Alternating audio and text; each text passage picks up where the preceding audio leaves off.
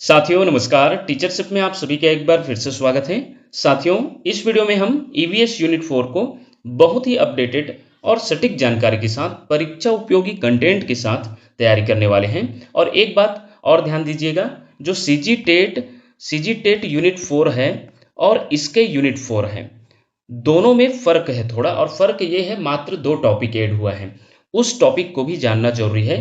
रहने के लिए ज़्यादातर सिमिलरिटी है, लेकिन 2 टॉपिक ऐड हुआ है, तो अपडेटेड जानकारी के साथ देखने वाले हैं। सबसे पहले हम उस सिलेबस को देखते हैं जो हमारे छत्तीसगढ़ सहायक शिक्षक भर्ती 2026 का सिलेबस आया है। यूनिट 4 को देखते हैं कि कौन-कौन सा टॉपिक ऐड हुआ है।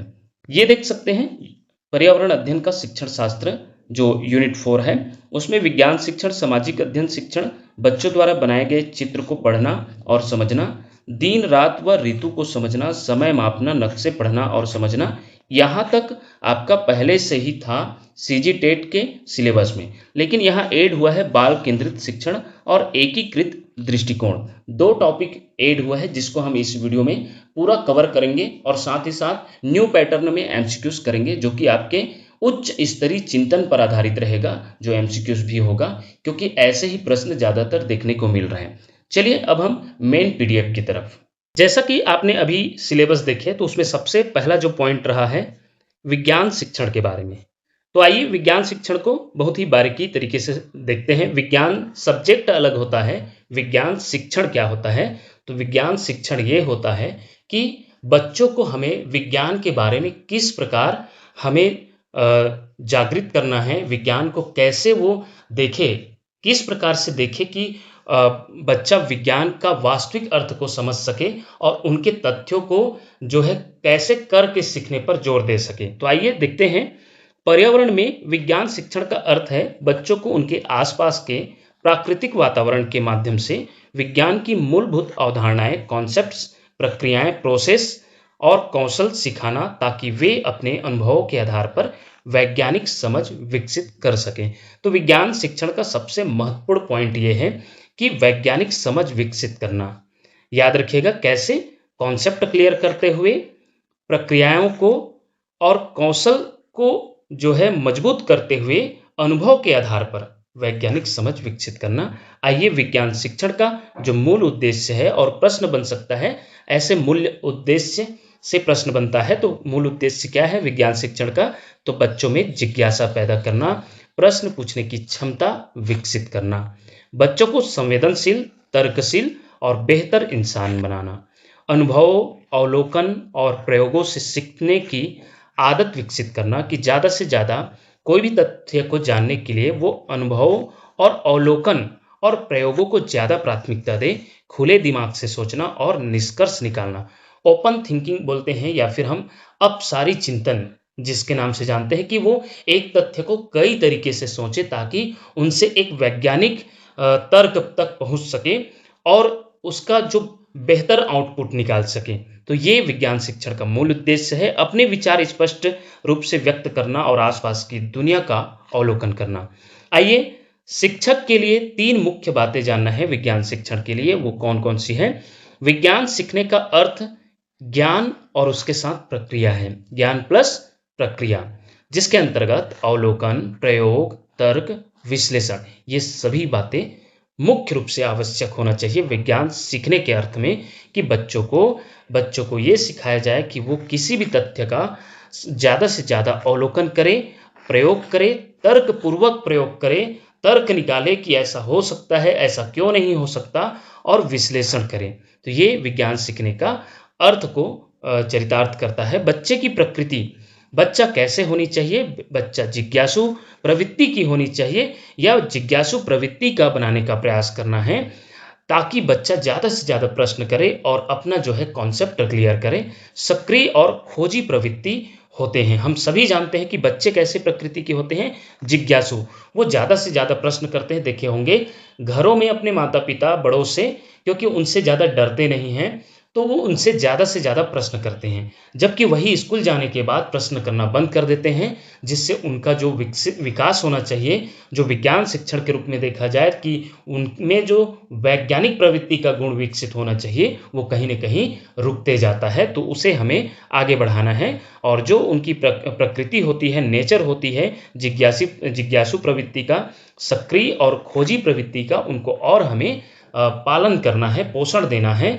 ये जो है आपका शिक्षक के लिए 3 मुख्य बातें में दूसरा बात है। वही शिक्षक की भूमिका कैसी होती है? शिक्षक की भूमिका होती है मार्गदर्शक, सहायक या तीसरा है प्रेरक। इन तीनों के अलावा कोई दूसरा आता है या कोई चौथा आता है, ये 3 तो ज़्यादातर पूछा जाता है कि शिक्षक को होना चाहिए। तो उसमें मार्गदर्शक दिया है तो भी सही है, सहायक दिया है तो भी, और सबसे ज़्यादा प्रेरक, फैसिलिटेटर को तो एनसीएफ 2005 सबसे महत्वपूर्ण शब्द बताया है शिक्षक के लिए, फैसिलिटेटर, प्रेरक बोल सकते हैं। तो इस रूप से जिसे हम फैसिलिटेटर को बोलते हैं, एक प्रकार के सुविधादाता, एक शब्द हम प्रेरक या फिर सुविधादाता कह सकते हैं।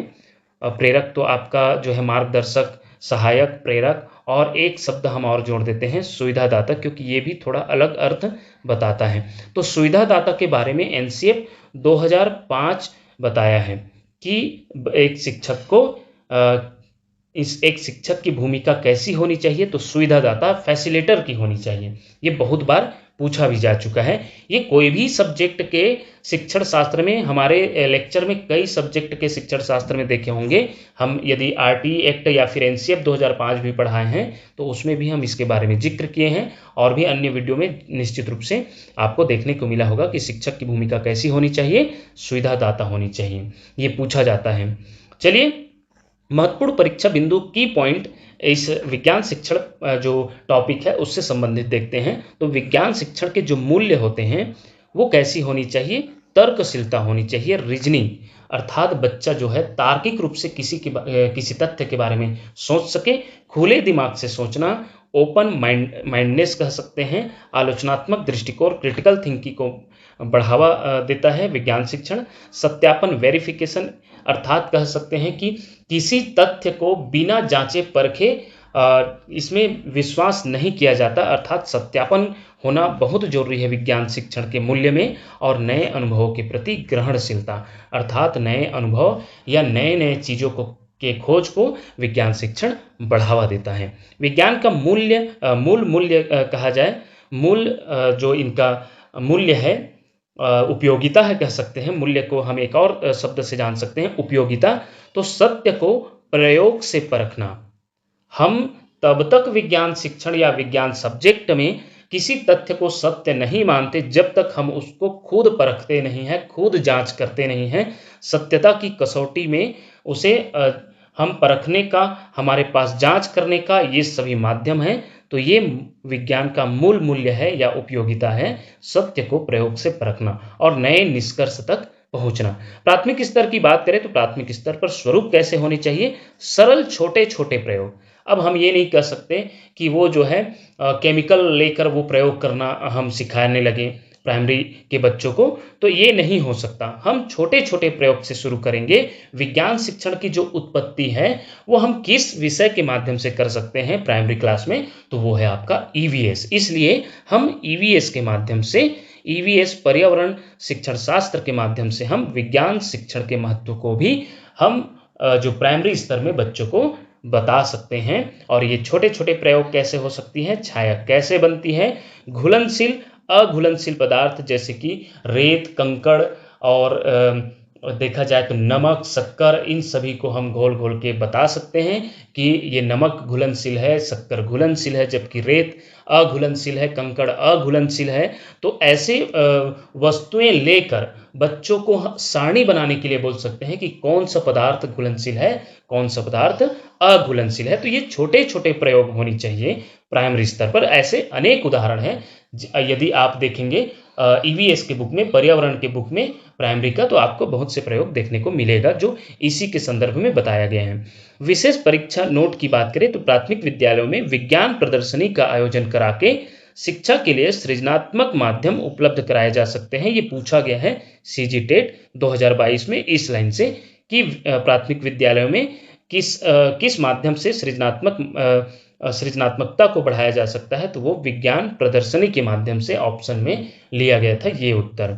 तो इन सभी फैक्ट से उत्तर बना है, इसलिए हम की पॉइंट के रूप में इसमें हम शामिल किए हैं। चलिए अब हम विज्ञान की एक सक्रिय कक्षा की बात करते हैं। तो हम कैसे सक्रिय कक्षा, एक्टिव साइंस क्लासरूम हम तैयार कर सकते हैं। तो विज्ञान की कक्षा केवल उपदेशात्मक न होकर निम्नलिखित गुणों से युक्त होनी चाहिए। विज्ञान की कक्षा कैसी होनी चाहिए, प्रश्न आएगा तो करके सीखने वाली होनी चाहिए, लर्निंग बाय डूइंग, अन्वेषण पर आधारित होनी चाहिए, इंक्वायरी बेस्ड होनी चाहिए। बच्चा किसी तथ्य को सीधा ना मान ले कि पानी कैसे गिरती है, पानी बादल से गिरती है, कैसे बनता है। उनके दिमाग में हम ये कोशिश करें कि वो जो है बरसात हो रही है या बादल का गरजना भी हो रही है, तो उनके बारे में बच्चा ज़्यादा से ज़्यादा सोचे कि ऐसा क्यों होता है। तो ये जो है अन्वेषण पर आधारित, इंक्वायरी बेस्ड होनी चाहिए, प्रश्न आधारित एवं सहयोग आधारित होनी चाहिए। ज़्यादा से ज़्यादा प्रश्न करें और हम उनके उत्तर देने के लिए सहयोग करें। तो इस प्रकार के रचनात्मक और जिज्ञासु वातावरण वाली होनी चाहिए। बच्चा खुद क्रिएटिविटी को हम बच्चों का खुद बढ़ाने के लिए उन्हें प्रोत्साहन दें और नए नए चीज़ों के बारे में वो जानने के लिए जिज्ञासु हो, और उस वातावरण को हम ही प्रदान कर सकते हैं एक शिक्षक के रूप में। चलिए सेकंड जो पॉइंट है इस सिलेबस का, ईवीएस यूनिट का, वो है सामाजिक विज्ञान शिक्षण। अभी हमने देखे कि हम ईवीएस के माध्यम से कैसे विज्ञान शिक्षण के महत्व को एक बच्चों में विकसित कर सकते हैं, विज्ञान शिक्षण को हम उसमें कैसे उनके दैनिक जीवन में उपयोगिता ला सकते हैं। अब हम देखने वाले हैं सामाजिक विज्ञान शिक्षण को भी हम कैसे ईवीएस के माध्यम से बच्चों के लिए परोस सकते हैं। तो सामाजिक विज्ञान शिक्षण वह प्रक्रिया है जिसके माध्यम से बच्चों को अपने समाज, संस्कृति, इतिहास, भूगोल, आर्थिक व राजनीतिक वातावरण को समझने, विश्लेषण करने और तर्कपूर्ण ढंग से विचार व्यक्त करने योग्य बनाया जाता है। तो सामाजिक शिक्षण का मूल उद्देश्य या प्रक्रिया क्या है, वह बच्चों को समाज, संस्कृति, इतिहास, भूगोल, ये सभी के बारे में जानकारी लेते हुए आर्थिक राजनीतिक वातावरण को समझने हेतु योग्य बनाना और विश्लेषण करके तर्कपूर्ण ढंग से विचार व्यक्त करने योग्य उन्हें सुयोग्य बनाना। तो ये आपके सामाजिक विज्ञान शिक्षण के मूल जो है प्रक्रिया है। आइए अब हम इसमें देखते हैं कि जैसे कि सामाजिक विज्ञान है, उससे संबंधित जो फैक्ट है, जैसे कि सामाजिक विज्ञान का मूल उद्देश्य पूछा जाएगा तो बच्चों को समाज के लायक तैयार करना। अगर देखा जाए तो समाज में उनका जो है समाजीकरण का विकास कर सकते हैं। तो समाजीकरण का विकास करना उनका मूल उद्देश्य है सामाजिक विज्ञान शिक्षण का। जिसमें से कुछ देखा जाए तो की पॉइंट है, जो प्रश्न पूछा गया है सीजी टेट में, बच्चों का समाजीकरण का पहला पाठ कहाँ से प्राप्त होता है, तो परिवार से प्राप्त होता है। सीजी टेट 2012 में पूछा गया है। सामाजिक विकास के मार्ग में सांप्रदायिकता जो होती है वो सबसे बड़ी बाधक होती है। ये सीजी टेट 2017 में पूछा गया था कि सामाजिक विकास के मार्ग में सबसे बड़ी बाधक इनमें से कौन सा है, तो ऑप्शन दिया था। तो उसमें हम किसको चयन किए थे, सांप्रदायिकता, जो कि एक सामाजिक विकास के लिए सबसे बड़ी बाधा है। वही सामाजिक अध्ययन में ज्ञान प्राप्ति का मुख्य स्रोत जीवन शैली है। ये भी पूछा गया है सीजी टेट 2019 में। सामाजिक अध्ययन में ज्ञान प्राप्ति का मुख्य स्रोत क्या है, जीवन शैली। आइए अब हम सामाजिक विज्ञान और विज्ञान शिक्षण में अंतर को समझते हैं एक शॉर्ट रूप से। तो विशेषता की बात करें तो विज्ञान और सामाजिक विज्ञान का ये आधार के बेस पर देखा जाए तो ये प्रयोग आधारित होते हैं। विज्ञान जो होते हैं कैसे होती है, प्रयोग आधारित, सार्वभौमिक होते हैं। यदि वो कोई तथ्य यहाँ के लिए सत्य है तो वो दूसरे देश के लिए भी सत्य होगा, अर्थात ये यूनिवर्सल होंगे। और ये निष्कर्ष, कोई ना कोई इसका निष्कर्ष निकलना बहुत जरूरी है। और ये सामाजिक विज्ञान क्या होते हैं, ये अनुभव व संदर्भ आधारित होते हैं, जो समाज के जो महत्वपूर्ण पहलुओं के बच्चे जो है सामना करके अपने अनुभव से किसी चीज को समझते हैं, संदर्भ को जानते हैं, और तो वो सामाजिक विज्ञान के अंतर्गत आएगा। ये निष्कर्ष तक पहुंचना जरूरी नहीं है। निष्कर्ष कभी कभी समाज के नियमानुसार या समाज के मतलब फायदे के लिए कोई निष्कर्ष को बदल भी सकते हैं, क्योंकि देखा जाए तो सामाजिक जो नियम होते हैं वो बदलते रहती है। हमारे वर्तमान परिप्रेक्ष्य को देखते हुए वर्तमान में क्या जरूरत है, आपने देखे होंगे पुराने जो सामाजिक नियम है और आज के सामाजिक नियमों में बहुत फर्क आया है, जो कि बदले जा सकते हैं। वही क्षेत्र की बात करें तो प्रकृति को समझाता है, नेचर को कौन, विज्ञान। और वही समाज और मानवीय संबंधों को समझाता है कौन, सामाजिक विज्ञान। प्रमुख कौशल की बात करें तो सत्यापन, मापन और प्रयोग करना सिखाता है विज्ञान। अवलोकन, मानचित्र पढ़ना, तर्क और सहानुभूति जैसे शब्द, सहानुभूति देख सकते हैं, ये समाज से जुड़े हुए व्यक्तियों और सामाजिक मूल्यों से आता है, तो जो कि सामाजिक विज्ञान से संबंधित तथ्य हैं। तो ये रही दोनों में महत्वपूर्ण अंतर। हम ज़्यादा इसको डिटेलिंग या ज़्यादा लेंदी करने की भी कोशिश नहीं किए हैं, क्योंकि देखा जाए तो हम एकदम सटीक फैक्ट पर बात कर रहे हैं, इससे अलग आपको नहीं दिखने वाला है। और ये कंटेंट आपको और कहीं नहीं मिलने वाला है, इस बात का तो 100% हम कह सकते हैं, क्योंकि इसको हमने पहले भी बताया है कि जो ईवीएस का हमारा जो सीरीज है, पहले भी सीजी टेट के दौरान बहुत पसंद किए थे सबसे ज़्यादा। और ये देखा जाए तो हम जो प्री डीएलएड है एससीईआरटी का बुक पर्यावरण, यदि आपको वो ध्यान से देखेंगे तो वहीं से हम तथ्य डिकोड करके निकाले हैं। वो लेंदी लगेगा, लेकिन हम जो ये पॉइंट वार तथ्य निकाले हैं वो वहीं से डिकोड करके निकाले हैं। तो चित्रों को पढ़ना और समझना। अब ये जो तीसरा टॉपिक है इस यूनिट का वो है चित्रों को पढ़ना और समझना। बच्चे को कैसे चित्र को हम पढ़ना सिखा सकते हैं, वो कैसे चित्र को डिकोड कर सकते हैं, समझ सकते हैं। तो किताबों में दिए चित्रों को बच्चे अक्सर सही तरीके से, सही तरह से नहीं समझ पाते और गलत निष्कर्ष निकाल लेते हैं, जिससे अवधारणाएं भ्रमित हो सकती है। इसलिए शिक्षक को चित्रों को सही संदर्भ में समझाना जरूरी है। तो जो ये टॉपिक है चित्रों को पढ़ना और समझना, तो उसके अंतर्गत यही देखने वाले हैं चित्र पढ़ने में आने वाली प्रमुख समस्याएं। जैसे बच्चे जो है तुलनात्मक आकार व दूरी का गलत अर्थ निकालते हैं। जैसे कि नक्शा देखें या चित्र देखते हैं तो नक्शा के माध्यम से किसी गांव का, किसी जिले का नक्शे या गांव का नक्शे में उन लोग दूरी का अंदाजा नहीं लगा पाते, या वहाँ जो छोटे छोटे चीज़ों में कोई भी चीज़ों को दर्शाया रहता है तो उनके जो छोटे बच्चे रहते हैं उनके हिसाब से वो सोचते हैं कि ये कैसे आकार में छोटा है, ये कैसे इतने से इतने दूरी दिखाया गया है, जबकि ये तो हमारे गांव से जिला बहुत दूरी पर है, इसमें कैसे दिखाया गया है बहुत कम। तो इस प्रकार के जो है बच्चों में होते हैं, जो शुरुआती उनका समझ होते हैं, जो चित्र को देखकर समझते हैं। प्रक्रियाओं का गलत क्रम भी या दिशा को भी नहीं समझ पाते, तो ये सब हम कैसे समझाएंगे, हम अपने तरीके से हम बताएंगे। तो ये चित्रों को पढ़ने में आने वाली समस्याएं हैं। चित्र में दिखाई चीज को वास्तविकता की हूबहू मान लेना, जैसे कि चित्रकार की सरलता को वास्तविक सत्य मानना। जैसे उसमें चित्र दिखाया रहता है तो उसको एकदम सत्य मान लेना।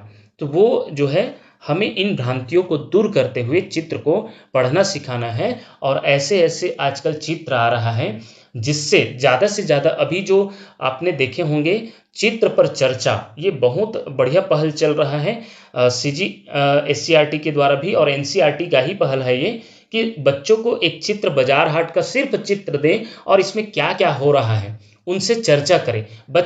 सभी बच्चों से उत्तर लिया जाता है कि उस चित्र पर क्या क्या चर्चा हो रही है। तो अपने अपने दृष्टिकोण से बच्चा उस चित्र के बारे में बताता है, जो कहीं ना कहीं बच्चा बताते जाता है और एक सही तथ्य की ओर वो जाने लगते हैं।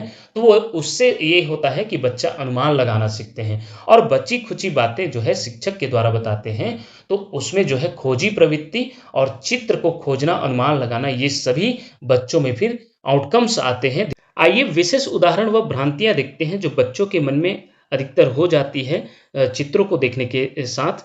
पृथ्वी की परिक्रमा का चित्र, जैसे ही वो किताबों में पृथ्वी का मार्ग अंडाकार दिखाया जाता है, उसे देखने के बाद बच्चा सोचता है कि पृथ्वी कभी पास और कभी दूर होती है, और गलत निष्कर्ष निकाला जाता है कि जैसे ही पृथ्वी सूर्य के पास आती है तो गर्मी होती है और दूर जाती है तो ठंड का सीजन आता है, जो कि ऐसा नहीं होता है। इसका ऋतुओं का चेंज होना पृथ्वी के झुकाव के कारण होती है। जैसे कि मान लो हम एक अंडाकार, आप लोग खुद सर्च करके देख सकते हैं, पृथ्वी है और पृथ्वी का इस प्रकार ये अंडाकार पथ में इस प्रकार अगर वो घूमती है तो उसके झुकाव को देखा जाता है। तो जैसे कि यहाँ झुकाव इस प्रकार है, इस प्रकार, तो इधर जो झुकाव है ये नज़दीक होने के कारण भी इधर ठंड पड़ती है, और यहाँ दूर होने के कारण भी इसका झुकाव, क्योंकि ऐसे होता है, ऐसे इस प्रकार, तो इधर झुकाव के कारण, दूर होने के कारण भी इधर गर्मी पड़ती है। तो पृथ्वी का जो झुकाव होता है 23.5 डिग्री सेल्सियस होता है, जिसके कारण जो है ऋतुएं चेंज होती हैं। और ये झुकाव मुख्य कारण है, ये पूछा भी गया है, आगे और देखने वाले हैं की पॉइंट में। तो भोजन, और अगला देखते हैं भोजन श्रृंखला का चित्र। चित्र देखकर बच्चे सोचते हैं कि एक जंगल में केवल एक ही सीधी श्रृंखला चलती है। वे खाद्य मात्रा, संतुलन और जीवों के जाल को समझ नहीं पाते। जैसे कि खाद्य श्रृंखला में दिखाया गया है कि एक घास को खाने वाले होते हैं टिड्डे, टिड्डे को खाने वाले होते हैं जो टिड्डे को खाने वाले होते हैं मेढक, मेढक को खाने वाले, इस प्रकार जो है ये सांप, सांप को खाने वाले, और मोर, मोर को खाने वाले शेर। तो इस प्रकार वो एक लाइन से दिखाया गया है, तो उसको बच्चे सिर्फ एक सीधी रेखा में समझ लेते हैं। जबकि घास को खाने वाले हिरण भी हो सकते हैं और भी खरगोश हो सकते हैं, खरगोश को खाने वाले, मतलब एक चैन बनता है। तो उसको बच्चे जो है खाद्य श्रृंखला को देखकर या उसके चित्र को देखकर वो वास्तविक अर्थ नहीं समझ पाते, जिसको हमें एक शिक्षक के रूप में समझाना होता है। बच्चों द्वारा बनाए गए चित्र, बच्चों द्वारा बनाए गए चित्रों के बारे में बात करें तो बच्चों के चित्र उनकी कल्पना, स्थानिक समझ और अनुभव को दर्शाते हैं। शिक्षक को आलोचना के बजाय उनके चित्रों का सतर्क अवलोकन करना चाहिए। तो इन चीज़ों का ध्यान रखना है एक शिक्षक के रूप में, कि हमें उनके ही कल्पना को एक हथियार बनाना है और उनको जो है सही जानकारी देते हुए उनको अपडेटेड करना है। तो ये रही चित्रों को समझना, और चित्रों के बारे में बच्चे कैसे सोचते हैं ये देख सकते हैं। चित्रों को पढ़ना और समझना, इन सभी तथ्यों से प्रश्न बनता है, जैसे आगे भी हम देखने वाले हैं। आगे है इसी यूनिट में दिन रात व ऋतुओं को समझाना या समझना। छोटे बच्चे यह मानते हैं कि सूर्य चलता है और पृथ्वी स्थिर है। जैसे कि हम देखते हैं कि हम भी सोचते थे, छोटे थे तो सूर्य चलती है, देखे होंगे सूर्य इस दिशा से इस दिशा पूर्व से उगते हुए पश्चिम तक जाती है, तो पृथ्वी स्थिर है, सूर्य चलता है। जो कि मतलब देखा जाए तो सूरज के सामने है तो दिन और पीछे तो रात, अर्थात सूरज यदि पूर्व दिशा में निकल रही है तो दिन होने वाली है और पीछे जा रही है तो रात। तो ये बच्चों का सोच होता है।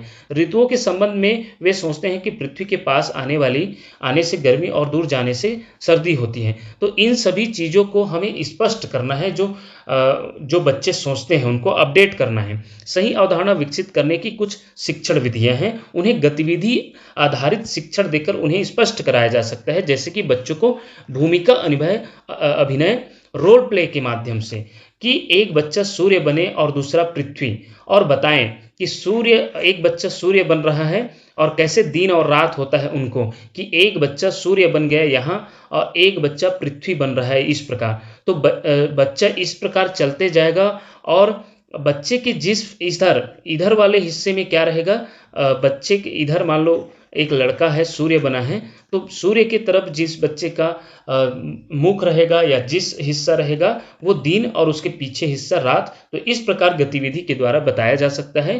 पृथ्वी को ग्लोब पर घुमाकर दिन रात का वास्तविक कारण दिखाना, तो ये हम उनको स्पष्ट करा सकते हैं गतिविधि रोल प्ले के माध्यम से।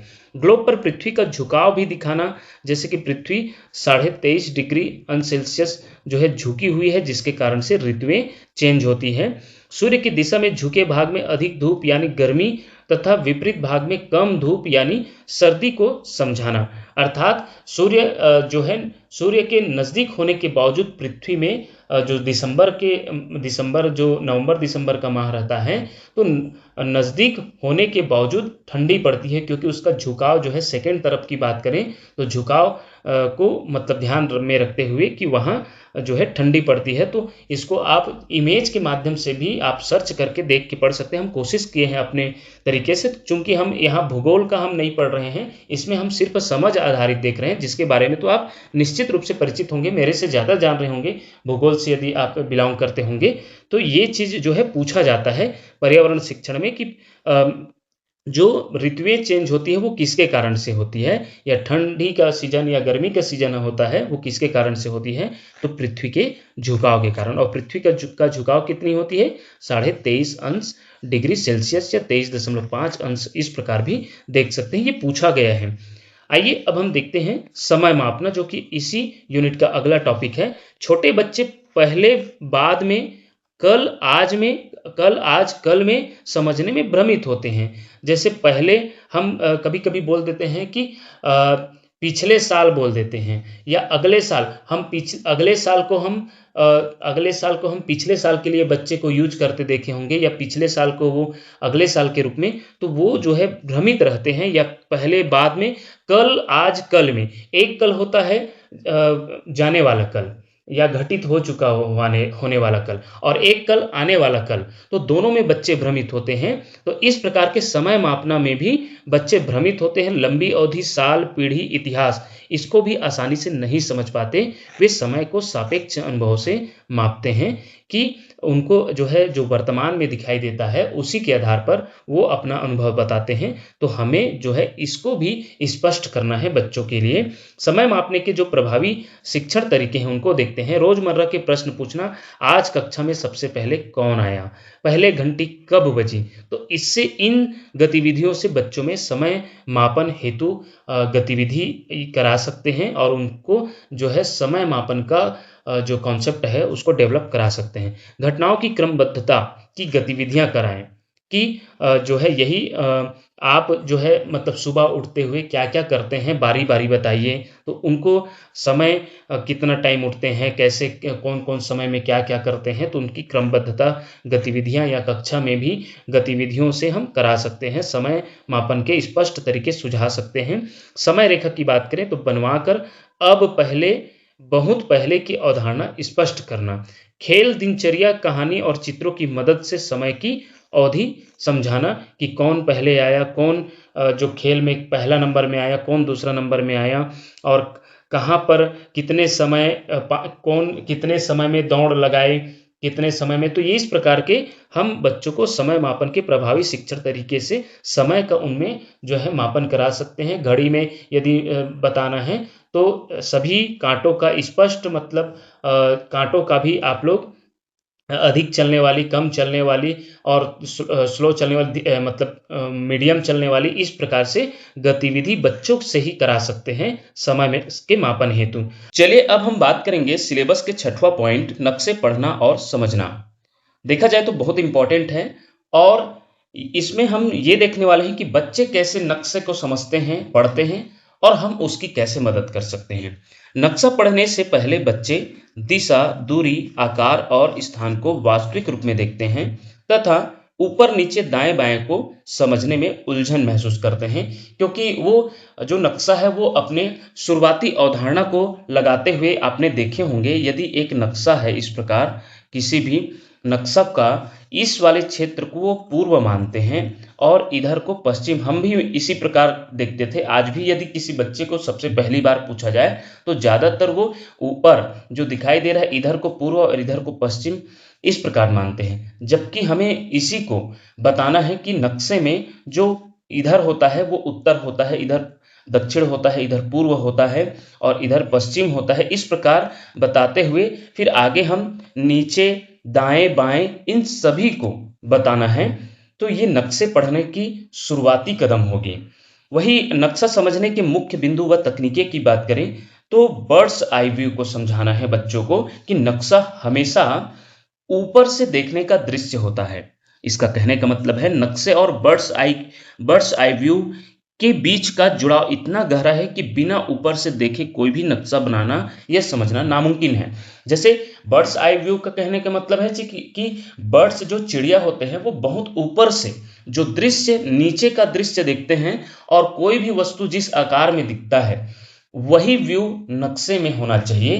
क्योंकि हम नक्शे में बड़ी बड़ी चीजों का, बड़े बड़े क्षेत्रों का हम बहुत छोटे आकार में, आनुपातिक आकार में दर्शाते हैं। ये बच्चों को स्पष्ट कराना जरूरी है कि। और दूसरा चीज है इसी में नक्शे के बर्ड्स आई व्यू में कि 3D जो दुनिया होती है उसको 2D रूप में दिखाया जाता है। अर्थात जो 3 डायमेंशनल होता है, लंबाई, चौड़ाई, ऊंचाई, उसमें हम नक्शे में सिर्फ 2D दिखा पाते हैं।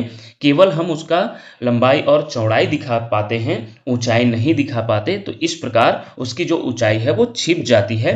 और ज्यादातर हम चीजों के लिए प्रतीकों का इस्तेमाल करते हैं। जैसे एक बात करें कि यदि हम ऊपर से अगर एक कप में इस प्रकार बच्चे को सामने रखकर देखा जाए तो कप का ये पूरा हिस्सा दिखाई देगा, और जितने भी कप का हिस्सा है वो दिखाई देगा। लेकिन बहुत ऊपर या किसी छत से देखा जाए और नीचे कप को रखा जाए तो सिर्फ बच्चे को ऊपर से देखने पर ये सर्कल आकार का ये बस दिखाई देगा। तो बच्चे को समझाना है कि जो बर्ड्स आई व्यू होता है वो बहुत ऊपर से कोई चीज को दिखाई देते हैं तो कुछ विशेष हिस्सा को दिखाया जाता है या दिखता है, उसी को हम नक्शे में शामिल करते हैं एक प्रतीक के रूप में। जैसे कि एक कप को एक सर्कल के रूप में दिखा दिया गया। ये एक छोटा छोटा उदाहरण हम ले रहे हैं कि बच्चे को शुरुआती उनके आसपास की वस्तुओं से लेकर देखना है कि बड़ी सी कार है, कार को हम ऊपर से देख रहे हैं तो वो आयताकार दिख रहा है। इस प्रकार हम नक्शे में भी जो बड़ी बड़ी चीजों को इस्तेमाल करते हैं, हम प्रतीकों से इस्तेमाल करते हैं, ऐसा हमें बर्ड्स आई व्यू का उपयोग करते हुए। तो बर्ड्स आई व्यू का यही कॉन्सेप्ट है। ये पूछा भी जा सकता है नक्शा में बर्ड्स आई व्यू क्या होता है, तो इसका कॉन्सेप्ट को याद रखिएगा, ऊपर से देखने का दृश्य। वही प्रतीक की बात करें तो नक्शे में वास्तविक वस्तुएं छोटे आकार में प्रतीकों के रूप में दिखती है, जैसे घर, मंदिर, नल, रास्ते, नदी, अस्पताल, ये सभी को दिखाने के लिए हम विशेष प्रतीक का उपयोग करते हैं। ये बच्चों को हमें बताना है। वही दिशा ज्ञान, उत्तर, दक्षिण, पूर्व और पश्चिम दिशाओं का स्पष्ट ज्ञान कराना है नक्शे के माध्यम से, या फिर आप ब्लैक बोर्ड से भी समझा सकते हैं कि ये ब्लैक बोर्ड है और ब्लैक बोर्ड का ये वाला हिस्सा होता है उत्तर, ये वाला होता है हिस्सा दक्षिण, और ये वाला पूर्व, और ये वाला पश्चिम। तो इस प्रकार आप बता सकते हैं। या फिर आप पूर्व की दिशा में बच्चे को खड़ा कराइए। खड़ा कराने के बाद पूर्व की दिशा में उनका हेड होना चाहिए, चेहरा होना चाहिए, और दोनों हाथ को फैलाकर बोले कि जो आपका सामने हिस्सा है वो पूर्व दिशा है, और आपका दाएं बाएं में हम बताएं तो जो हमारा बायां है वो उत्तर, और दायां है वो दक्षिण, और जो पीछे है पीठ की ओर है वो आपका पश्चिम है। तो इस प्रकार करके आप, यदि हम इस तरफ उसका मुंह रहे तो हम लेफ्ट साइड को हम उत्तर दिखाएंगे, अर्थात दायां बायां का भी उसका कॉन्सेप्ट क्लियर हो जाएगा। तो ये हमें जो है बताना है बच्चे को, उनकी गतिविधि खुद को खड़ा करा के उसको गतिविधि के माध्यम से बहुत ही स्पष्ट तरीके से दिशा का ज्ञान कराया जा सकता है। माप की बात करें तो यह बताता है कि नक्शे की दूरी वास्तविक दूरी से कैसे संबंध रखती है। कि जब हम नक्शे में छोटी छोटी क्षेत्रों को बड़े बड़े क्षेत्रों को छोटे छोटे अनुपातों में या दूरियों में दर्शाते हैं तो उसका आनुपातिक संबंध होता है। ये तो खैर बहुत गहरा संबंध है, उसको धीरे धीरे बच्चे जैसे जैसे क्लास ऊपर जाता है वो समझते जाते हैं, और जो इसके बारे में बार बार नक्शों का उपयोग करने से वो सीखते जाते हैं। सरल अभ्यास की बात करें तो बच्चों से कक्षा का नक्शा बनवाना और स्कूल का रास्ता नक्शा बनवाकर वास्तविक मार्ग से तुलना कराना। शुरुआती जो नक्शे की अवधारणा के लिए बच्चों से खुद अपने घर से स्कूल आने के जो आप देखे हैं उनका नक्शा तैयार कीजिए। तो ये शुरुआती जो है नक्शे बनाने के बारे में उनकी शुरुआती अवधारणा होगी। नेक्स्ट पॉइंट है बाल केंद्रित शिक्षण। इस सिलेबस का जो ये नया टॉपिक जुड़ा है कह सकते हैं, क्योंकि सीजी टेट यूनिट 4 उठाकर देख लीजिए, ये आपको नहीं दिखाई देगा, ये नया जुड़ा है। तो इसमें हमें क्या देखना है, बाल केंद्रित शिक्षण या चाइल्ड सेंटर्ड टीचिंग के बारे में। कि बाल केंद्रित शिक्षण वह शिक्षण दृष्टिकोण है जिसमें बच्चे को शिक्षण अधिगम प्रक्रिया का केंद्र माना जाता है। इसमें शिक्षक केवल जानकारी देने वाला नहीं या ज्ञान प्रदाता नहीं, बल्कि मार्गदर्शक और सहायक की भूमिका निभाता है। वैगोत्स्की के भाषा में देखा जाए तो मोर नॉलेजेबल अदर जो होते हैं उनकी सिर्फ ये भूमिका होनी चाहिए, शिक्षक की ये भूमिका होनी चाहिए अस्थायी सहायता, जहां पर बच्चा अटके बार बार प्रयास करने के बावजूद जो है नहीं कर पाए, वहां पर जो है एक क्लू के माध्यम से बच्चे को सिर्फ क्लू देना है और बच्चा खुद करे। तो इस प्रकार की भूमिका में होना है बाल केंद्रित शिक्षण के मुख्य जो है ये पॉइंट है। ईवीएस में बाल केंद्रित शिक्षण की मुख्य विशेषताएं की बात करें तो बच्चे के अनुभव को महत्व, दैनिक जीवन और पूर्व ज्ञान से सीखने की शुरुआती जो है ये उनके प्रक्रिया होते हैं। बच्चे जो है अपने ही अनुभव और दैनिक जीवन से जुड़े पूर्व ज्ञान को उपयोग में लाकर किसी चीज को सीखने की शुरुआत करते हैं। गतिविधि आधारित अधिगम की बात करें तो देख कर, करके, छू कर और प्रयोग करके सीखना, लर्निंग बाय डूइंग, ये आपके बाल केंद्रित शिक्षण के मुख्य गतिविधि हैं। प्रश्न एवं जिज्ञासा को प्रोत्साहन, बच्चे प्रश्न पूछते हैं और उत्तर खोजते हैं। बच्चे ज्यादा से ज्यादा प्रश्न पूछेंगे और उत्तर खोजेंगे तो उनकी जो प्रश्न करने की जिज्ञासा और प्रोत्साहन को और बढ़ाते हुए और बच्चे को स्वयं ढूंढने के लिए प्रेरित करना है। तो इस प्रकार ये आपके बाल केंद्रित शिक्षण का मेन पॉइंट है।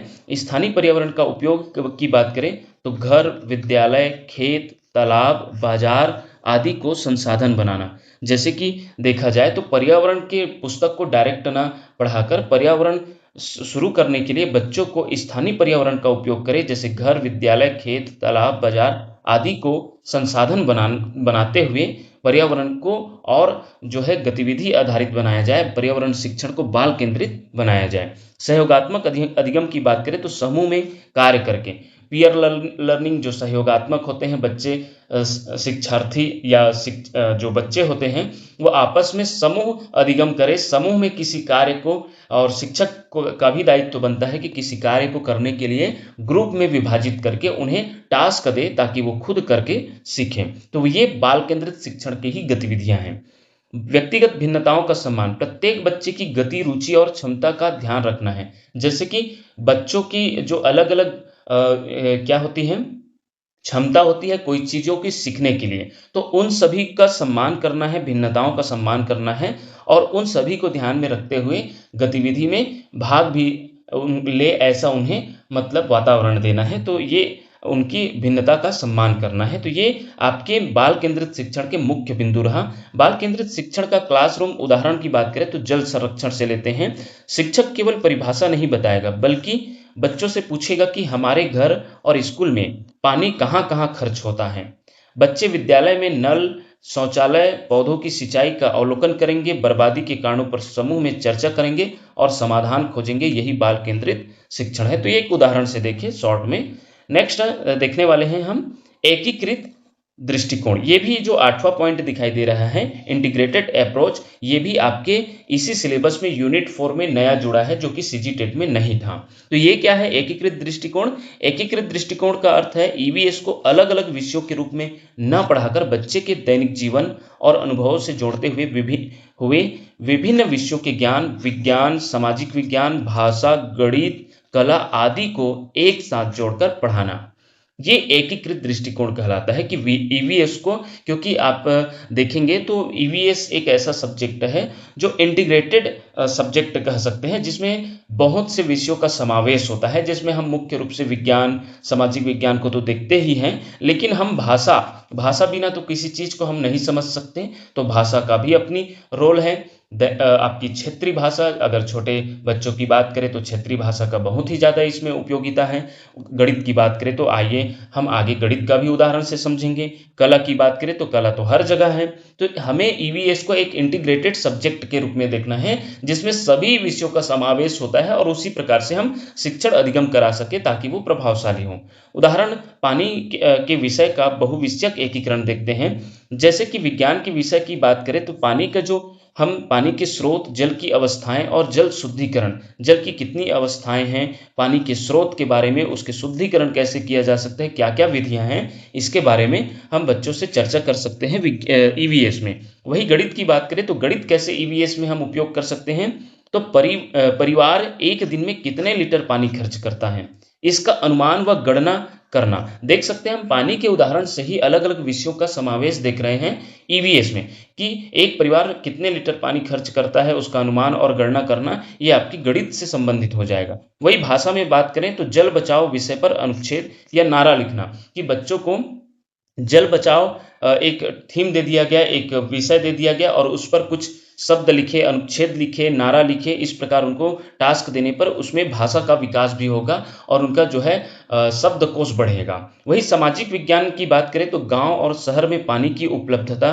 एवं उपयोगिता के बारे में चर्चा होगी, या इसका जो है बच्चे जो है अपने स्तर में इसका जांच पड़ताल करें कि गांव और शहर में पानी की उपलब्धता एवं उपयोग किस प्रकार हो रही है। कला की बात करें तो जल संरक्षण पर सुंदर पोस्टर बनाना, ये आपकी कला शिक्षण का भी समावेश हो जाएगा। तो इस प्रकार हम ईवीएस को इंटीग्रेटेड सब्जेक्ट के रूप में देखना है। नेक्स्ट हम परीक्षा के लिए बहुत ही महत्वपूर्ण सार देखने वाले हैं। इसी में एकीकृत दृष्टिकोण। एकीकृत दृष्टिकोण मतलब एक विषय, परिस्थिति प्लस विभिन्न विषयों का ज्ञान प्लस बच्चे की जीवन से संबंध, ये आपके एकीकृत दृष्टिकोण को दर्शाता है। क्या क्या? एक विषय होगा और उसकी परिस्थिति, लेकिन उसमें विभिन्न विषयों का ज्ञान मिलेगा, विभिन्न विषयों के परिस्थिति में हम उसका उपयोग कर सकते हैं और बच्चे के जीवन से संबंध हो ऐसा उदाहरण हो। याद रखने की ट्रिक की बात करें तो एक विषय अनेक विषयों का ज्ञान एकीकृत दृष्टिकोण को दर्शाता है। बाल केंद्रित शिक्षण में बच्चा केंद्र में होता है, जबकि एकीकृत दृष्टिकोण में विभिन्न विषयों का ज्ञान को जोड़कर समग्र रूप से सीखना प्रमुख होता है। ये रही आपका जो है जितने भी हम यूनिट देखें। नेक्स्ट अब हम देखने वाले हैं टॉप एमसीक्यूज, टॉप 20 एमसीक्यूज देखने वाले हैं इस यूनिट से, जो कि बिल्कुल आपके न्यू पैटर्न में होगी। ध्यान रखिएगा, आजकल जो प्रश्न बन रहा है उच्च स्तरीय चिंतन पर आधारित बन रहा है, तो इसको ध्यान में रखते हुए हमने तैयार किए हैं, जिसमें असर्शन रीजन कूट संबंधी सभी तरीके का प्रश्न इसमें शामिल है। चलिए शुरू करते हैं। हमारा पहला प्रश्न है असर्शन रीजन वाला, कथन कारण वाला। कथन है, प्राथमिक स्तर पर ईवीएस में विज्ञान शिक्षण का उद्देश्य बच्चों में केवल तथ्यात्मक जानकारी भरना है। कारण है, बच्चा जिज्ञासु, सक्रिय और खोजी होता है, वह अपने आसपास के वातावरण से सीखता है। तो आप देखेंगे तो केवल शब्द आया तो वहीं से पहचान लेना कि वो गलत कथन है। दूसरी चीज, विज्ञान में तथ्यात्मक जानकारी से ज्यादा उपयोगिता क्या होती है? स्वयं खोज पर आधारित, करके सीखने पर आधारित होती है, अन्वेषण पर आधारित होती है। तो ये तो कथन आपका बिल्कुल गलत हो जाएगा। लेकिन यहाँ देखा जाए तो बच्चा जिज्ञासु, सक्रिय और खोजी होता है तथा वह अपने आसपास के वातावरण से सीखता है, ये बिल्कुल आपका कारण सही है। तो यहाँ कह सकते हैं कि ए गलत है लेकिन आर सही है, ऑप्शन डी इसका राइट आंसर हो जाएगा। नेक्स्ट देखते हैं, प्राथमिक स्तर पर विज्ञान शिक्षण के मूल मूल्यों में निम्नलिखित में से किसे शामिल किया जाता है? तर्कशीलता, खुले दिमाग से सोचना, रट कर याद करना, सत्यापन। अब इसमें देखना है कि किन किन चीज़ों का उपयोगिता विज्ञान शिक्षण के मूल मूल्यों में होती है, उपयोगिता में होती है। तो निश्चित रूप से आपको पता चल गया होगा। आप सबसे पहले गलत उत्तर को काट लीजिए। रटकर जब भी बात होगी विज्ञान शिक्षण या फिर आपके पर्यावरण शिक्षण, वो किसी भी शिक्षण के लिए बात करें तो रट कर याद करना ये आपके नकारात्मक में होगी। बाकी तर्कशीलता, रीजनिंग, खुले दिमाग से सोचना, सत्यापन, ये सभी आपके हमने देखे हैं विज्ञान शिक्षण के उपयोगिता में। तो 1, 3, 4, 1, 2 और 4 इसका उत्तर हो जाएगा, जो कि हमें ऑप्शन बी में दिखाई दे रहे हैं। ऑप्शन बी इसका राइट आंसर हो जाएगा। नेक्स्ट प्रश्न है सही सुमेलित एमसीक्यूज, जिसमें निम्नलिखित युग्मों पर विचार कीजिए। समाजीकरण का पहला पाठ कहाँ से सीखने को बच्चे को मिलता है? तो परिवार। बिल्कुल यह सुमेलित है, सीजीटेट 2012 में पूछा भी गया था। सामाजिक विकास में बाधक सांप्रदायिकता होती है। बिल्कुल सही है, सुमेलित भी है। ज्ञान प्राप्ति का मुख्य स्रोत प्रयोगशाला। तो हमने ऊपर जब हमने पढ़े हैं तो ज्ञान प्राप्ति का मुख्य स्रोत आपका प्रयोगशाला होता है क्या? नहीं, ये गलत हो जाएगा। कभी कभी हम ये ऊपर दोनों तो सही हो रहा है, तीसरा भी होगा करके हम सभी को डाल देते हैं, लेकिन याद रखिएगा सिर्फ 1 और 2 सही उत्तर होगा, ऑप्शन ए। चलिए नेक्स्ट प्रश्न देखते हैं, प्राथमिक विद्यालयों में विज्ञान प्रदर्शनी के आयोजन का मुख्य उद्देश्य क्या होता है? शिक्षा के लिए सृजनात्मक माध्यम उपलब्ध कराना, केवल प्रतियोगिता की भावना जगाना, विद्यालय का प्रचार करना, पाठ्य पुस्तक को समाप्त करना। तो इसका उत्तर क्या हो जाएगा? इसका उत्तर आपका हो जाएगा ऑप्शन ए, शिक्षा के लिए सृजनात्मक माध्यम उपलब्ध कराना। क्रिएटिविटी जब आएगी तो ये ही विज्ञान प्रदर्शनी के लिए उपयोगिता होगी। सृजनात्मकता को बढ़ावा देना, क्रिएटिविटी को बढ़ावा देना, ऑप्शन ए इसका राइट आंसर हो जाएगा। नेक्स्ट है, किताबों में पृथ्वी की परिक्रमा का मार्ग अंडाकार दिखाने के कारण बच्चों में कौन सी भ्रांति उत्पन्न हो जाती है? इसमें देखते हैं तो बच्चे क्या सोच लेते हैं? बच्चे मुख्यतः यह सोच लेते हैं कि गर्मी इसलिए होती है क्योंकि पृथ्वी सूर्य के पास आती है। जब पृथ्वी सूर्य के पास उसमें दिखाई देगा, जो अंडाकार दिखाई देता है चित्र में, तो अगर पास पृथ्वी में है तो वो गर्मी का सीजन और दूर में ठंडी का सीजन, जबकि ऐसा नहीं होता। किसके कारण होता है? पृथ्वी के झुकाव के कारण। तो इसमें देखा जाए तो बच्चे में जो भ्रांति उत्पन्न हो जाती है वो ऑप्शन बी है। नेक्स्ट देखते हैं, असर्शन रीजन वाला प्रश्न है, विज्ञान और सामाजिक विज्ञान दोनों के निष्कर्ष प्रकृति में सदैव सार्वभौमिक और अपरिवर्तनीय होते हैं। कारण है, विज्ञान प्रयोग आधारित होता है जबकि सामाजिक विज्ञान अनुभव व संदर्भ आधारित होता है, जिसके निष्कर्ष बदले जा सकते हैं। तो यहाँ देखा जाए तो एक तो बोल दिया गया सार्वभौमिक, और दोनों को सार्वभौमिक बोला जा रहा है। तो यहाँ ध्यान से देखिएगा, हम विज्ञान को सार्वभौमिक बोल सकते हैं, सभी जगह सत्य होते हैं, लेकिन सामाजिक विज्ञान देखा जाए तो अलग अलग समाज के आधार पर जो नियमावली होती है समय के हिसाब से परिवर्तनीय भी होती है, और अलग अलग जगह उसका अलग समाज, अलग देश, उन सभी के लिए सामाजिक जो मूल्य होती है, सामाजिक नियम होते हैं, वो अलग अलग होती हैं। तो हम सार्वभौमिक नहीं बोल सकते सामाजिक विज्ञान को, न अपरिवर्तनीय भी नहीं बोल सकते, ये परिवर्तनीय होता है। तो यहाँ पर कथन हो जाएगा गलत। और यहाँ पर जो कारण है वो बिल्कुल सत्य है। देख सकते हैं कि विज्ञान प्रयोग आधारित होता है और सामाजिक विज्ञान अनुभव और संदर्भ आधारित होता है, जिसके निष्कर्ष बदले जा सकते हैं। तो यहाँ क्या हो जाएगा, इसका उत्तर ऑप्शन बी हो जाएगा। ए गलत है लेकिन आर सही है। चलिए नेक्स्ट प्रश्न देखते हैं। कूट संबंधी प्रश्न है, यहाँ ध्यान दीजिएगा। तो यहाँ आप देखेंगे कि बच्चों द्वारा बनाए गए चित्रों को समझते समय शिक्षक को किन बातों का अवलोकन करना चाहिए।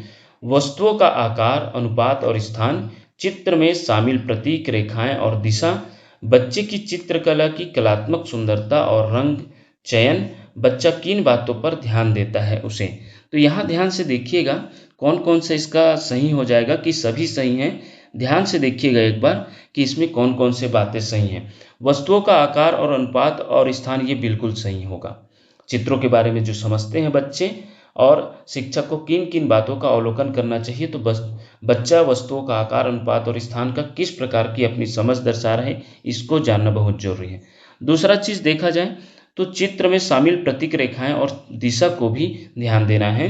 और अगला जो बात करेंगे वो आपका बच्चा किन किन बातों पर ध्यान देता है, इसको भी हमें ध्यान देना है एक शिक्षक के रूप में। और जो ये है, ये तीनों सही हो जाएगा आपके 1, 2 और 4। उसके आधार पर तो आपका उत्तर ऑप्शन सी हो जाएगा। बच्चे की चित्रकला की कलात्मक सुंदरता और चयन पर हम इसमें जो है चित्रों को समझते हुए की बात कर रहे हैं, अवलोकन करना चाहिए शिक्षक को, तो ये ज़्यादा इम्पॉर्टेंट है, याद रखिएगा। नेक्स्ट देखते हैं सही सुमेलित में, ये भी देखते हैं अवधारणाओं और उनके सही अर्थ का मिलान करते हुए। बर्ड्स आई व्यू, ऊपर से देखने का दृश्य, बिल्कुल सही है। स्केल, नक्शे की दूरी और वास्तविक दूरी का संबंध। और रोल प्ले, रटने की पारंपरिक विधि, ये आपका गलत हो जाएगा, क्योंकि रोल प्ले जो है गतिविधि आधारित होती है, पारंपरिक या रटने की पारंपरिक विधि नहीं है। तो 1 और 2 सही हो जाएगा। उसके आधार पर ऑप्शन ए इसका राइट आंसर हो जाएगा। चलिए नेक्स्ट प्रश्न देखते हैं। पृथ्वी अपने अक्ष पर कितने अंश पर झुकी हुई है जिसके कारण ऋतु परिवर्तन होता है। ध्यान दीजिएगा हमने क्या देखे हैं, ऑप्शन ए इसका राइट आंसर हो जाएगा, या फिर इस प्रकार रहेगा तो भी सही होगा। 23.5 अंश डिग्री ये झुकी होती है, जिसके कारण ऋतु परिवर्तन होता है। नेक्स्ट देखते हैं, छोटे बच्चों में समय मापने की अवधारणा विकसित करने के लिए सबसे प्रभावी शिक्षण विधि कौन सी होगी। उन्हें इतिहास की बड़ी तिथियां रटवाना, समय रेखा बनवाकर अब पहले बहुत पहले की अवधारणा समझाना, केवल घड़ी देखना सिखाना, कैलेंडर पढ़ाना सिखाना। तो हमने क्या देखे हैं थ्योरी में, थ्योरी क्लास में हमने देखे हैं समय रेखा बनवाकर अब पहले बहुत पहले की अवधारणा समझाना, यही इसका उत्तर हो जाएगा ऑप्शन बी। नेक्स्ट देखते हैं, कथन कारण वाला प्रश्न है। ईवीएस में एकीकृत दृष्टिकोण का उद्देश्य विभिन्न विषयों को अलग अलग खानों में रखकर पढ़ाना है। कारण है, एकीकृत दृष्टिकोण बच्चे के दैनिक जीवन और अनुभवों से जोड़ते हुए विभिन्न विषयों के ज्ञान को एक साथ जोड़ता है। तो यहाँ भी देख सकते हैं ये आपका गलत कथन है, कथन जो है इसका गलत है लेकिन कारण सही है। तो इसके आधार पर देखा जाए तो ए गलत लेकिन आर सही है, ऑप्शन सी इसका राइट आंसर हो जाएगा। चलिए नेक्स्ट देखते हैं, कूट संबंधी प्रश्न में ध्यान दीजिएगा। ईवीएस में बाल केंद्रित शिक्षण की प्रमुख विशेषताएं क्या है। गतिविधि आधारित अधिगम, लर्निंग बाय डूइंग, शिक्षक का केवल उपदेश देना और निर्देश चलाना, स्थानीय पर्यावरण का सीखने के संसाधन के रूप में उपयोग, और प्रत्येक बच्चे की व्यक्तिगत भिन्नताओं का सम्मान करना। तो आप समझ गए होंगे, इसके बारे में अभी देखे हैं। बाल केंद्रित शिक्षण में आपका पहला गतिविधि आधारित अधिगम बिल्कुल सही हो जाएगा। दूसरा देखा जाए तो दूसरा में आपका शिक्षक का केवल उपदेश देना या निर्देश देना, ये गलत हो जाएगा। गतिविधि आधारित या फिर बाल केंद्रित शिक्षण का स्थानीय पर्यावरण का सीखने के संसाधन के रूप में उपयोग करना, ये भी सही हो जाएगा। प्रत्येक बच्चे की व्यक्तिगत भिन्नताओं का भी सम्मान करना है। तो इसके आधार पर कौन सा उत्तर हो जाएगा, 1, 3 और 4, 1, 3, 4 आपको किस में दिखाई दे रहा है? ऑप्शन बी में दिखाई दे रहा है। नेक्स्ट देखते हैं, पानी विषय के एकीकृत शिक्षण के संदर्भ में कौन सा मिलान सही है? पानी के स्रोत, विज्ञान, पानी का उपयोग, उपभोग या गणना करना, गणित, जल बचाओ नारा, व्याकरण या भाषा। तो बिल्कुल ये तीनों आपका देखा जाए तो सही सुमेलित है। ध्यान से देखिए, तीनों इसका उत्तर हो जाएगा ऑप्शन डी। नेक्स्ट देखते हैं, बच्चों को समाजीकरण का पहला पाठ निम्नलिखित में से कहाँ से प्राप्त होता है? तो वो तो आपका जानते हैं, परिवार से। ऑप्शन बी इसका राइट आंसर हो जाएगा। नेक्स्ट देखते हैं, नक्शा पढ़ाते समय बच्चों में प्रतीक की अवधारणा स्पष्ट करने का सबसे सही तरीका क्या है? तो नक्शे पढ़ाने के समय प्रतीक की अवधारणा को स्पष्ट कराने का सबसे आसान तरीका की बात करें तो सबसे पहले हम बात करें तो जब भी ऑप्शन में बड़ी मतलब ज़्यादा बड़ा ऑप्शन दिखे तो वही ज़्यादातर उत्तर होता है। 95% आपका चांस रहेगा, लेकिन फिर भी आपको ध्यान से पढ़ लेना है। तो ऑप्शन बी में जो है ज़्यादातर शब्द दिखाई दे रहे हैं, बच्चों से कक्षा या स्कूल के रास्ते का नक्शा बनवाकर उनमें सामान्य प्रतीक बनवाना, ये आपके उत्तर हो जाएगा। नेक्स्ट देखते हैं, कथन कारण प्रश्न से, छोटे बच्चे अक्सर यह मानते हैं कि सूर्य चलता है और पृथ्वी स्थिर है क्योंकि वे अपने प्रत्यक्ष अनुभव से ऐसा दिखते हैं। कारण है, बच्चों की इस प्रारंभिक अवधारणा को बिना बदले सीधे खारिज कर देना चाहिए। तो यहाँ पर कथन तो सही है लेकिन कारण गलत है, क्योंकि हमें उनके भी अवधारणा को सम्मान देते हुए उन्हें जो है अपने तरीके से बढ़िया से समझाना है, धीरे धीरे समझाना है। उनके भी जो भावनाएं हैं उसको सम्मान देना है कि हम भी छोटे थे तो हम भी ऐसे ही सोचते थे, लेकिन ऐसा नहीं है। धीरे से आप गतिविधि के माध्यम से उनको समझाना है।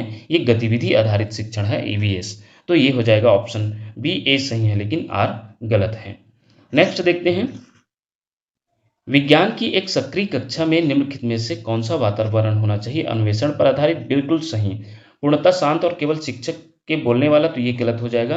प्रश्न आधारित व सहयोग आधारित, तो ये भी सही है। रचनात्मक और जिज्ञासु वातावरण, तो ये भी सही है।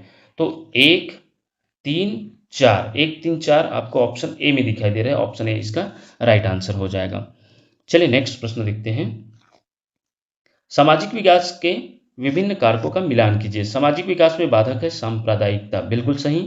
ज्ञान प्राप्ति का मुख्य स्रोत जीवन शैली, ये भी सही, हमने देखे, ये पूछा भी गया है। समाजीकरण का पहला पाठ विद्यालय, ये गलत है क्योंकि समाजीकरण का पहला पाठ कहाँ से शुरू होता है? परिवार से। तो इसके आधार पर 1 और 2 सही हो जाएगा। ऑप्शन ए इसका राइट आंसर हो जाएगा। नेक्स्ट देखते हैं, ईवीएस में एकीकृत दृष्टिकोण का सबसे सटीक अर्थ क्या है? एक विषय और अनेक विषयों का ज्ञान जोड़कर पढ़ाना, विषयों को अलग अलग पढ़ाना, केवल विज्ञान पढ़ाना, केवल गणित पढ़ाना। केवल वाला तो ऐसे ही कट जाएगा, विषयों को अलग अलग पढ़ाना एकीकृत का जस्ट उल्टा हो रहा है और ये हो जाएगा आपका उत्तर, एक विषय और अनेक विषयों का ज्ञान जोड़कर पढ़ाना। नेक्स्ट है, यदि एक बच्चा भोजन श्रृंखला के चित्र को देखकर यह मान लेता है कि जंगल में केवल एक ही सीधी श्रृंखला चलती है तो शिक्षक की सबसे उचित भूमिका क्या होगी? तो जो शिक्षक की जो सबसे उचित भूमिका होगी वो होगी आपके चित्र के पीछे छिपी प्रक्रिया, खाद्य जाल और पारिस्थितिक संतुलन को बच्चे की वास्तविक अनुभव से जोड़कर स्पष्ट कराना, यही इसका उत्तर होगा, ऑप्शन बी। इस प्रकार हमने, ये रही आपके यूनिट 4 का बहुत ही शानदार तरीके से थ्योरी भी देखे और एमसीक्यूज का प्रैक्टिस भी किए। निश्चित रूप से यह वीडियो आपके लिए बहुत ही उपयोगी होगा। आने वाले वीडियो में हम इसका नेक्स्ट यूनिट देखेंगे। तब तक के लिए देखते रहिए आपका अपना चैनल टीचरशिप। धन्यवाद साथियों।